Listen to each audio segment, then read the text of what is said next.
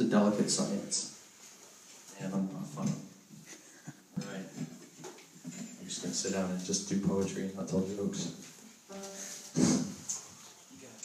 Oh, man. All right, so this next one is, it's about being alone with God and running away in solitude to Him. And so much of the things that we do in this world are influenced by the mob mentality. The way we look, the way we talk, the way we think, the way we dress, the things we buy, things we watch, things we consume, are based on what others see, what others desire of us, what others want to see us look like. If enough people do something, it becomes right. That's how our world has operated for quite some time. And so the scary question that we have to ask is, if enough people in the church do something that's wrong, does it become right? If enough people in the church just show up on Sunday to worship and then leave and live their life however they want, does that become okay? Does that become right? Does that become business as usual?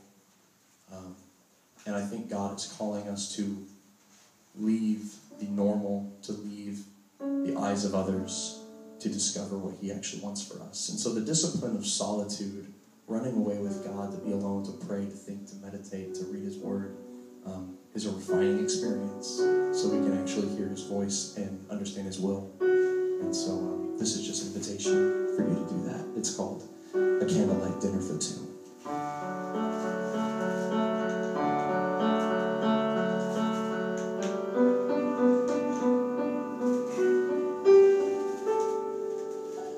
One day, God slipped me a divine invitation to a candlelight dinner for two. He drew a beautiful inscription that made me feel less persuaded and more pursued. Come out from the multitude, He said.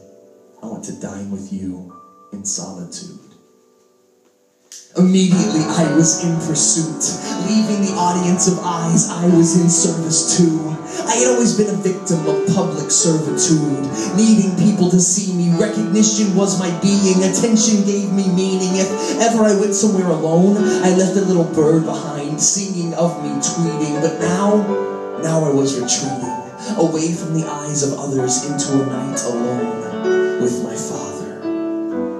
I followed that divine invitation farther and farther until I was no longer able to walk, and that's where I found the table.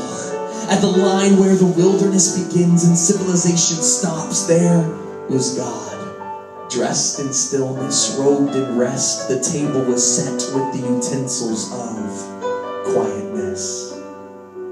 We began by feasting on my insecurities. The appetizer appeased my appetite for approval's applause. No longer did I hunger for others' healing attention gauze, for I was wedded with undivided obsession from my God. I started to forget the multitude as I dined with Him in solitude. Then the entree made its way to my plate, and as it took shape, I started to shake, for I saw on the tray a clock that was sure to take what was surely mine, for I realized we would be eating time. But as I digested the time-tested clock, I stopped constantly checking my watch and only watched His eyes on mine. The longer I spent away from the multitude, the more time was consumed in solitude. Then, once the main course was finished and time was devoured, I got the urge to leave and tell everyone of my divine encounter. But He told me it was not yet time to depart from the desert, for He had prepared for me one final dessert.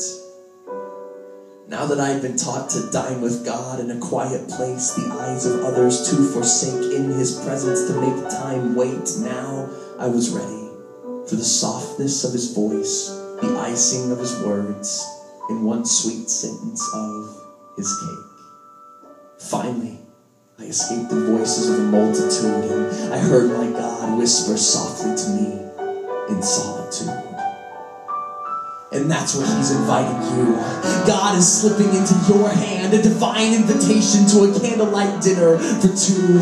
An invitation to hide from the eyes that surround you. Rid yourself of the lies that hound you. Break free from this thing called time that enshrouds you. And to be alone with the one who is all around you.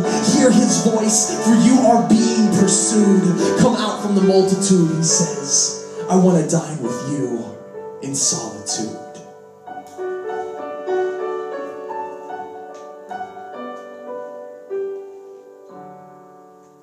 Drew Chansey on keys, ladies and gentlemen. All right, we'll invite the band back up for this next one.